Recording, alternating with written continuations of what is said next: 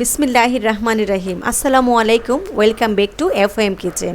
আজকে তৈরি করে দেখাবো খুবই মজাদার মুরগির মাংস রেসিপি, যা কিন্তু নতুনদের জন্য অনেক সহজে রান্না করতে পারবেন। চলুন চলে যাই এফএম কিচেনে। আর এই রেসিপিটা তৈরি করা কিন্তু বললাম না, খুবই সিম্পল, একদম খুবই সহজ এবং খুবই মজাদার। আর আমার রেসিপিটা যদি পছন্দ হয়ে থাকে, লাইক কমেন্ট সাবস্ক্রাইব করে আমার পাশেই থাকবেন। এখানে আমি হার্ড মুরগিটা নিয়েছি, চর্বি এবং স্কিন সহ। আর এখন আমি 4টি মিডিয়াম সাইজের পেঁয়াজ একটু মোটা করে কুচি করে নিয়েছি। আর এখন দিলাম আমি 2 টেবিল চামচ পেঁয়াজ বাটা, 2টি টমেটো আমি পেস্ট করে নিয়েছি, আপনারা চাইলে আস্তা টুকরো করেও দিতে পারেন।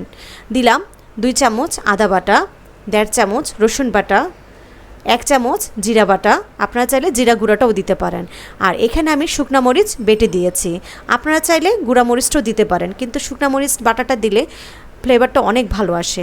দিলাম 1 চামচ হলুদের গুঁড়া, 1.5 চামচ ধনে গুঁড়া, আর কিছু ধনেপাতা কুচি দিয়ে আমি দিলাম এখন স্বাদ মতো লবণ, আর 2 চামচ সরিষার তেল, আপনারা চাইলে রান্নার রেগুলার তেলটাও দিতে পারেন।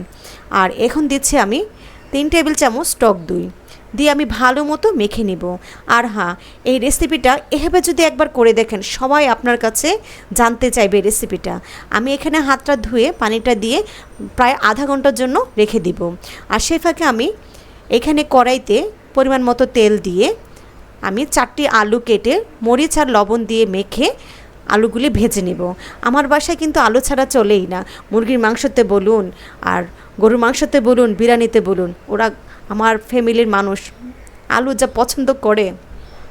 আর সেই তেলে আমি আলুগুলি ভেজে তুলে রেখেছি। আর সেই তেলটাতে আমি 2 টুকরা তেজপাতা, 1 টুকরা দারচিনি, 3টি এলাচ থেতো করে দিয়েছি।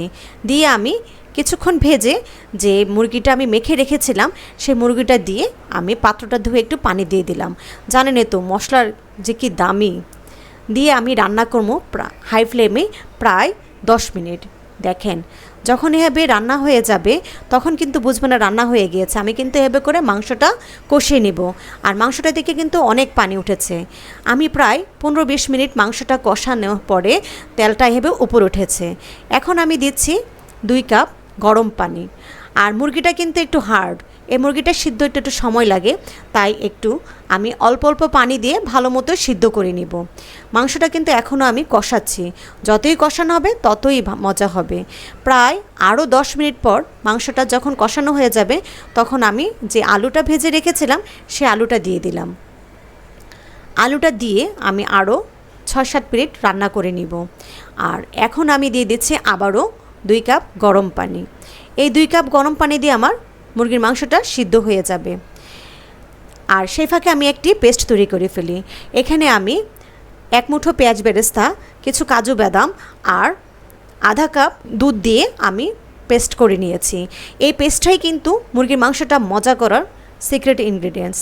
এখন যে মশলাটা করেছি, সেই মশলাটা যখন আমার মুরগির মাংসটা হয়ে যাবে, মশলাটা দিয়ে আমি প্রায় 3-4 মিনিট রান্না হয়ে গেলে এখন দিচ্ছি এখানে ভাজা জিরা গুঁড়া এবং আধা চামচ গরম মশলা গুঁড়া দিয়ে আমি দিয়ে দিলাম কিছুটা ধনেপাতা কুচি।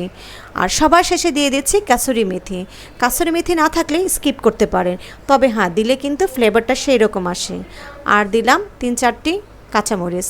বাস দিয়ে আমি রেস্টে রেখে দিব। হয়ে গেল আমার খুবই মজাদার হার্ড মুরগির রান্না। আর আমি দিয়ে দিলাম সবার শেষে আধা চামচ ঘি আর কিছু ধনেপাতা কুচি। দেখেন তো কত মজা হয়েছে না? আমার রেসিপিটা পছন্দ হয়ে থাকলে লাইক কমেন্ট সাবস্ক্রাইব করে আমার পাশেই থাকবেন। ভালো থাকবেন, সুস্থ থাকবেন। আসসালামু আলাইকুম।